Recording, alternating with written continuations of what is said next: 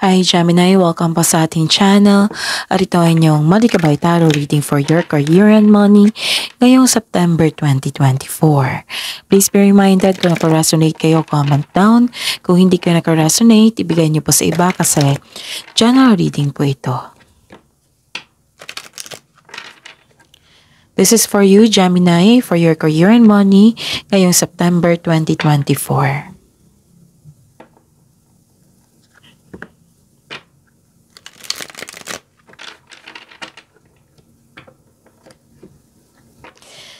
Maraming salamat po sa inyong patuloy na suporta at maraming salamat din po sa mga hindi nag-skip ng ads. Gamitin ang reading na ito bilang gabay lamang. Sa mga hindi pa nag-subscribe, subscribe na po kayo at click bell notification para malaman nyo na may bago tayong video. Para sa mga gustong magpa-reading po, may lumabas dyan sa screen nyo ngayon. Panoorin nyo po at sundin ang instruction. Calling the attention sa mga suki ko dito na Gemini, open na po inyong Malikabay Tarot reading for September 2024. May 6 months from now reading tayo at love life reading po. So message me Gemini for schedule. Maraming salamat po.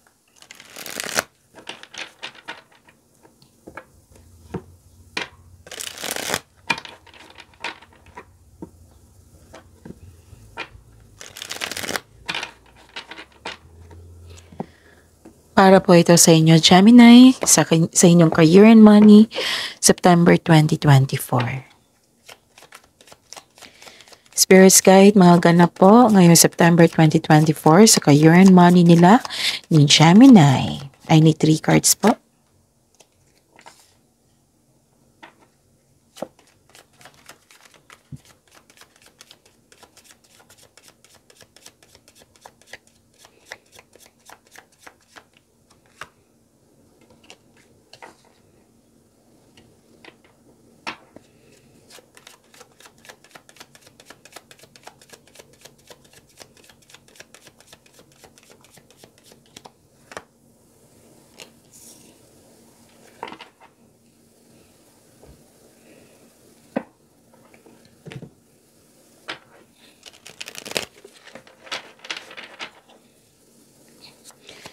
Spirits Guide, message po para kay Gemini sa career and money nila ngayong September 2024. I need 2 cards po.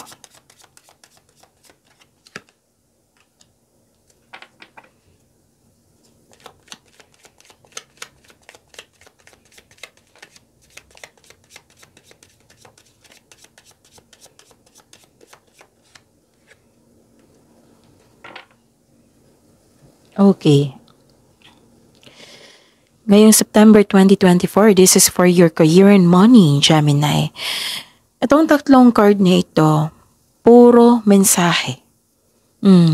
Yung may darating sa iyo na balita, news, email, mail, document.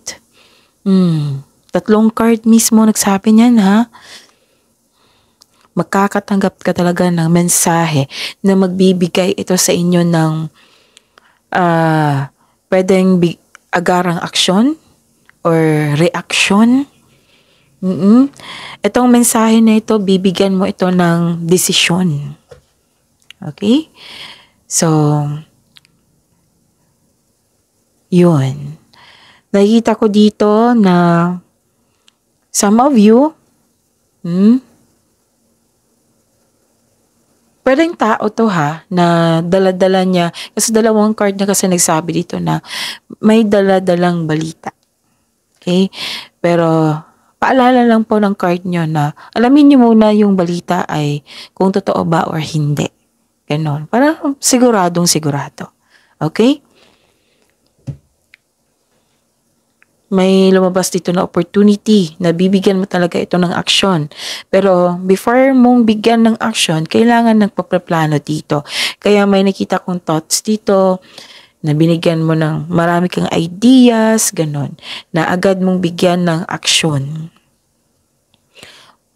Bihira lang itong lalabas ha, na puro mensahe.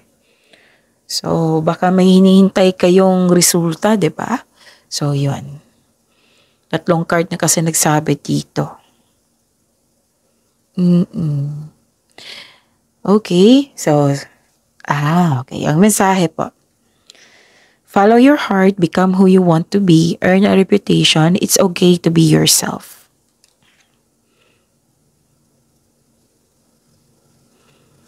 Okay. Foresight. Pay attention to things that are important to ensure wealth. Be farsighted and alert. So, isa sa dumating na opportunity ay magbibigay sa ng wealth kung bibigyan mo ito ng attention, clear intention, attention, action. Be farsighted and alert. So, bigyan niyo po ng attention ha at action. Kasi isa sa dumating, kasi maraming dumating eh. And I'm sure opportunities ito. Itong tatlong card na sinabi dito. So, paulit-ulit yung mensahe, meaning to say, bigyan mo talaga ng attention yan. Kung maaari, bigyan niyo po ng solusyon at aksyon. And magbibigay po ang isa sa binigay dito, magbibigay ng wealth sa inyo. So, bigyan ng focus, pay attention to things that are important to ensure wealth. See? Wow. So, magiging busy kayo ngayong buwan na ito, Gemini.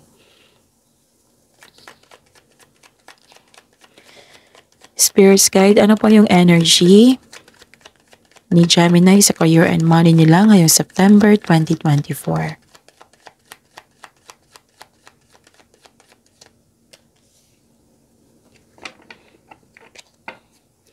And the clarification po.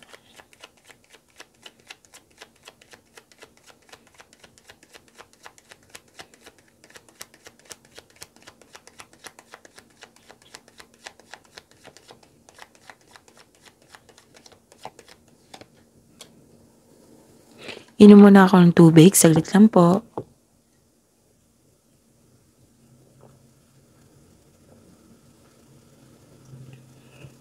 Okay. This is a daily reminder. Kasi importante to.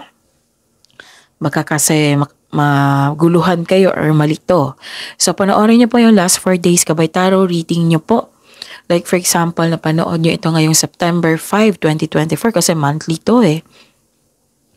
Panoorin nyo po yung September 4, 3, 2, and 1. Basta magkasunod siya ang date. Kung may nakita kayo or narinig kayong repeating message, kailangan nyo po iyan bigyan ng atensyon. Kung maaari po, bigyan nyo po ng solusyon at action. Katulad ito, repeating message. Mensahe talaga. So, may sinabi din dito, pay attention na binigay sa inyo na mensahe to things that are important to ensure wealth. Okay? So, yun. Sana bigyan nyo ng clear intention, attention, focus, yun. Okay. Again, calling the attention sa mga suki ko dito na Gemini. Open na po inyong Monthly Gabay Tarot reading for September 2024. May 6 months from now reading tayo at love life reading po. So message me Gemini for schedule. Maraming salamat po. Diba kakasabi ko lang na busy kayo ngayong buwan na ito. Kasi maraming binigay na opportunity sa inyo. Which is, nag-clarify dito sa dalawang card na ito. Actually, hindi ko kayo masisisi dito na nagkaroon kayo ng confusion kasi ang daming binigay na opportunities pagkakataon. So, you have to spend time for reflection para pagbalansin nito kasi pipili ka eh. Gagawa ka ng action. So, don't rush things. Take your time at pagbalanse, pagpaplano, i-gather mo na yung factual information kung ano yung posibleng makapagbigay ng advantage sa inyo, then makakagawa kayo ng best decision yan. Basta take your time. Don't pressure yourself. Okay? Kasi kung ipapressure mo yung sarili mo, makakagawa ka ng decision pero hindi ka confident. Okay? So, I advise to have a time for reflection kasi ang daming dumating na mensahe. Tapos, kailangan po dito diba, busy kayo. Kailangan kayong buo ang loob mo. Be confident. Kasi may specific goal ka dito eh. Like for example, mag-target ka ng 30,000 sales sa negosyo mo. O, gagawa ka ng strategy on how to meet that goal. Example lang po yan ha. Kasi iba-iba kayo ng experience. So, be confident on your specific goal. Kasi pipili kayo dito eh. Kung magkakaroon ka ng best decision, then kailangan talaga ng buo ang loob mo and take action with courage. Focus. Kaya nga dito, sinasabi sa inyo, mag-focus ka, Gemini. Huwag madaliin. Tapos kung nahihirapan kayo, makinig kayo sa inyong intuition kasi yan yung magtuturo sa inyo kung ano yung next action mo, kung saan ka patungo sa success. Pero I believe these messages is magkapagbigay talaga sa iyo ng magandang future kasi may sinabing wealth dito. Basta, bigyan lang ng atensyon at focus. Tapos umiwas po daw kayo sa away kasi 2 card na po nagsabi dito na may away. 'Di ba? May nasabi ba ako kanina dito na umiwas kayo sa okay, may nasabi ako. So umiwas kayo sa chismis or kung may balita man, alamin niyo muna kung totoo ba yan or hindi. Kasi may nakita ko 2 card dito na may away na ganap or tampuhan kasi hindi nagkaroon ng parang hindi natupad yung promises, ganun. Yun. So, sabi po ng card dito, focus po daw kayo sa inyong binigay sa inyo na task ng universe na kailangan nyo pumili at pagyamanin. Okay? So, alam nyo na yung anong dapat nyong iwasan. So, okay. 2 card na po nagsabi dito na kailangan nyong nag-advise ang card nyo po dito na kailangan nyo mag-create ng konkretong plano in order to regain momentum. Impulse control ay kailangan in order to grow and take action in a positive direction. Again, positive direction. Okay? Kasi kung negativity man yan sa loob mo, sa mga sinasabi mo, sa isip mo, walang magandang mangyayari. So, this all starts to yourself. Magsimula to sa inyong sarili. Okay? So, be confident. Dapat full of positivity. Cheer up.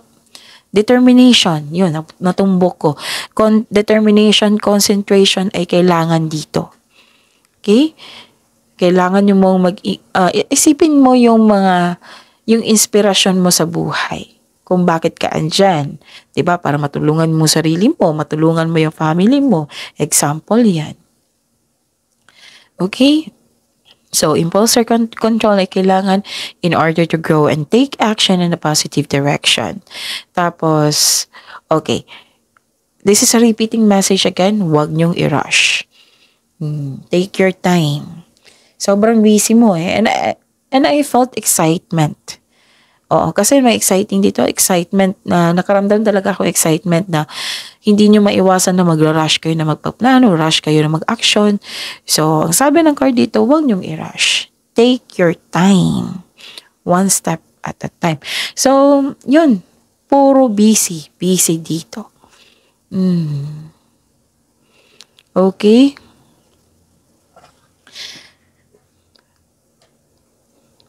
Okay. Ma-overcome mo ito eh. Itong pag-rush, makokontrol mo ito. Okay? Basta, sa ulo mo na huwag nyong i-rush, huwag nyong i-pressure yung sarili mo. Kasi kung ma-overcome mo yan, let's say, na-pressured ka na ngayon. So, lumabas dito. Lumabas pala kay Miss Jav yung cards ko na ang sabi, huwag nyong i-rush. Makokontrol nyo yan. Tapos, nakita ko dito na overcome nyo. Na-overcome nyo itong pag-uugali na ito na rush, nagkaroon ng hesitation, nagkaroon ng lack of self-confidence. So, ano yung gagawin mo? Yung advice dito.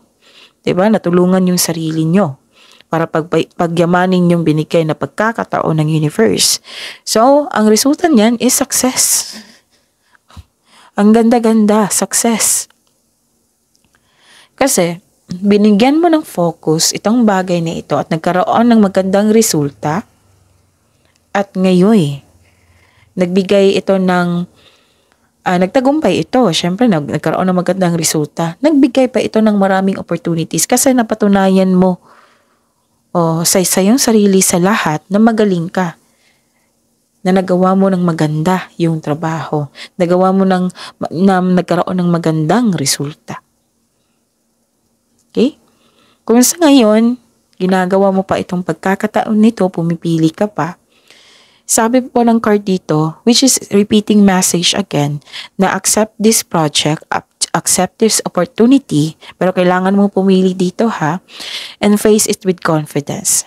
Kasi naka-align ito sa passion mo, kaya excited ka. So, 3 card na nagsabi niyan, excited ka. Okay. Yung sinabi ko kanina, di ba, ginawa mo ng yung binigay na pagkakataon, let's say project ito. Ginalingan mo yung isang project na binigay dito. Tapos, nag-focus ka, full of determination ka nagresulta ng maganda.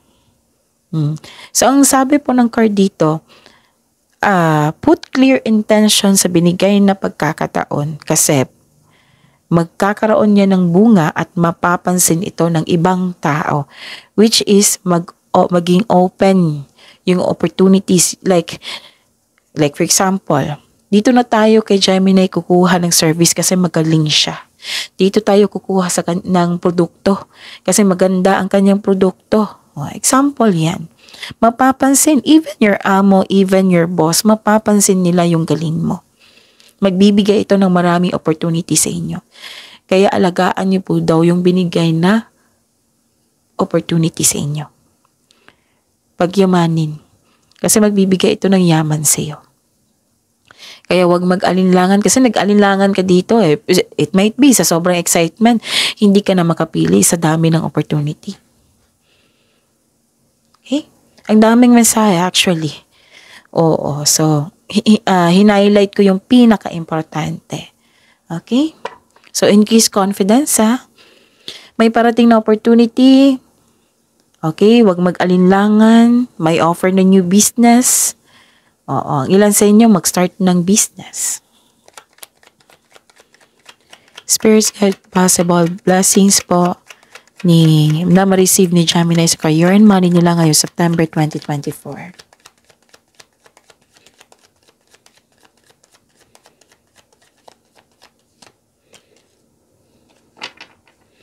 And the clarification po.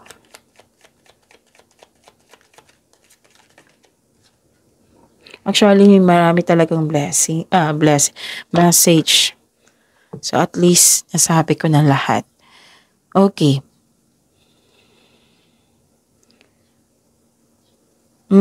Okay. Nakikita ko dito na kung may nangyaring delay or obstacle sa inyong goal, wag po daw kayo mapanghinaan ng loob. Okay? Habaan nyo ang inyong pasensya. Pwede din disconnection ito sa isang tao Kasi may nakita ko dito na misunderstanding. 2 card po nagsabi dito. Pwede din sa kasamahan mo dyan. Pero ang sabi po ng card dito, magiging okay din ang lahat. Okay? May opportunity po na mag-uusap kayo. Magiging okay lang pang lahat. Huwag niyong hayaan na magkaroon ng blockages. Like, ma-disappoint ka kasi nagkaroon ng disconnection. No. Move forward talaga. Okay? And nakikita ko naman dito yung recovery. 'Di ba? Sabi ng card dito na magiging okay din ang lahat. Magkakaroon ka ng freedom. This is a good sign na, 'di ba, may disconnection sa isang tao. Yun pala ay toxic na tao or toxic place. Kasi you have your freedom. Binigyan mo ng layang yung sarili, which is very good. Kasi magiging hadlang ito sa mga gawain mo. Tapos, this is called recovery. Nalampasan mo na yung mga toxicity na treatment. So, the blessings is fulfillment sa pangarap. After this toxicity, magkaroon ng freedom and happiness.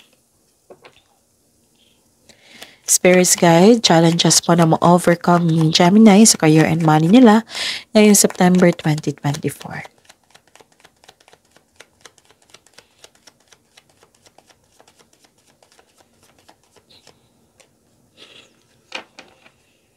and the clarification po.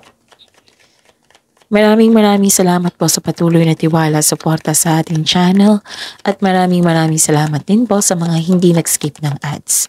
May lumabas dyan ngayon sa screen nyo po. Kung gusto nyo po iyan, then follow instruction. Okay. Ma-overcome to na challenges. At least alam nyo at mapaghandaan nyo at mabigyan nyo ng solusyon. Ma-ready kayo, aware kayo sa mga posibleng mangyari. Okay. So, dalawang card na po nagsabi dito na may parating na job opportunity or new sources of income. Kaya nga lumabas dito sa challenges na ma-overcome nyo kasi gagawan mo siya ng aksyon. Okay?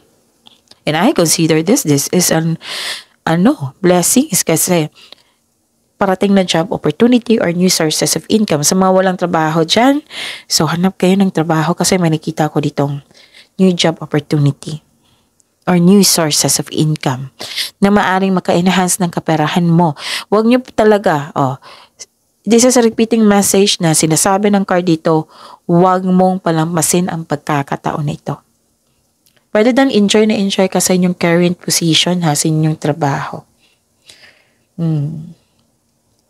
Sobrang focus mo dito, Sobrang focus mo dito, Gemini.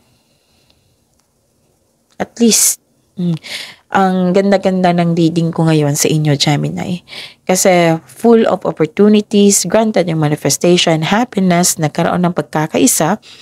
And this is freedom also. Okay? Tapos, this is full of emotions, full of blessings. Okay? Yes, full of blessings ito. And this is silver linings and moving on. Diba? Nagkaroon na ng recovery. Nakawala ka naman sa mga toxic traits ng tao. Nag-move forward kayo. Okay? Kasi this is hope sign also Naka-move on ka na sa lahat ng unos na nagdaan. Tanggap mo na mangyayari, pinatawad mo yung sarili mo, yung sitwasyon at sila. Nagkaroon ng healing and growth. Ang daming blessings, Gemini. Ang ganda naman. So, claim nyo itong mga blessings, ha? So, good luck kasi marami kayong gagawin. So, yun. At least alam nyo na may success dito, diba? Success and new doors opening dahil sa naging success yung binigay na opportunity sa inyo. Magbibigay pa ito ng maraming opportunity sa inyo. So, claim that, ha? So, focus tayo sa positivity, Gemini. Please like, subscribe, and click the button for notification para updated po kayo sa daily tarot reading natin. Maraming salamat po.